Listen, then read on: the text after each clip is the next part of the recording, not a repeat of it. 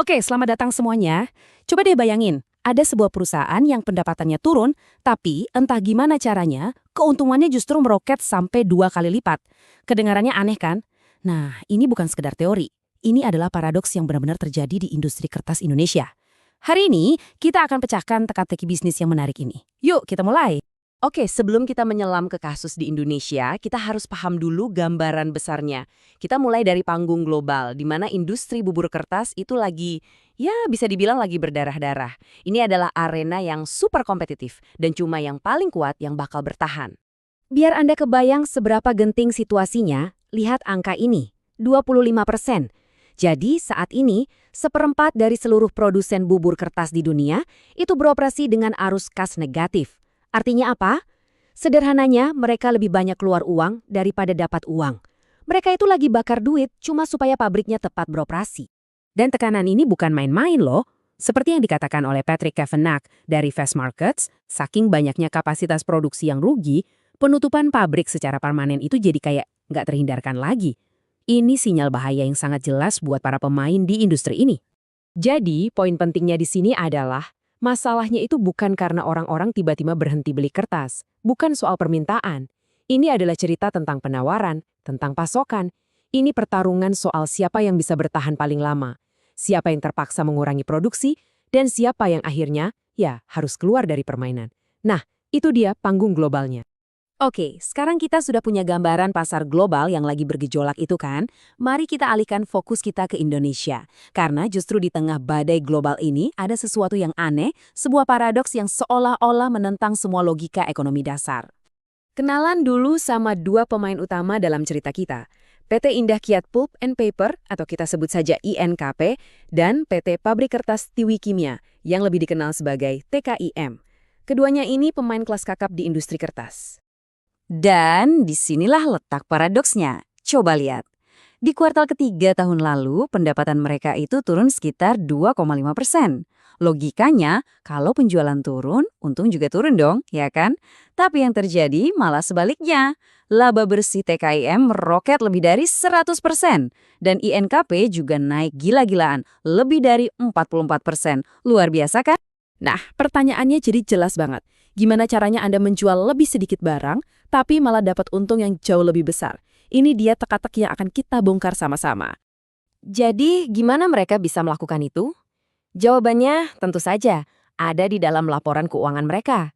Yuk, kita jadi detektif finansial sebentar dan kita bedah angka-angkanya.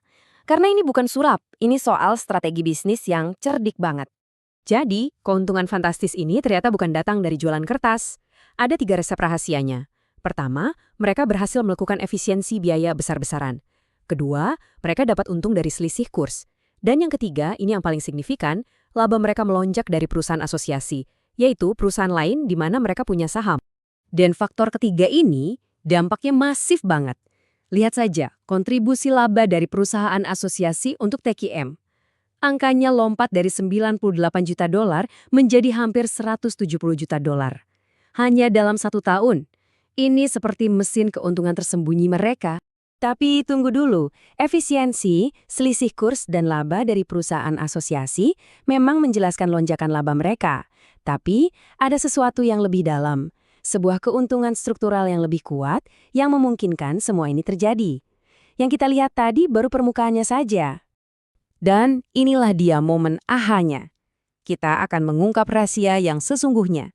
Sebuah keunggulan struktural yang membuat semua ini menjadi mungkin dan menempatkan mereka di posisi yang sulit sekali untuk ditandingi.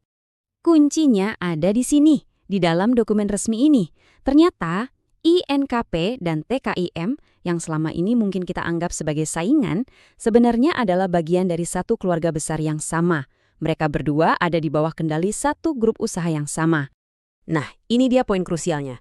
Karena mereka terintegrasi, mereka bisa beroperasi dengan tingkat efisiensi, sinergi, dan strategi bersama yang mustahil bisa ditiru oleh pesaing yang berdiri sendiri.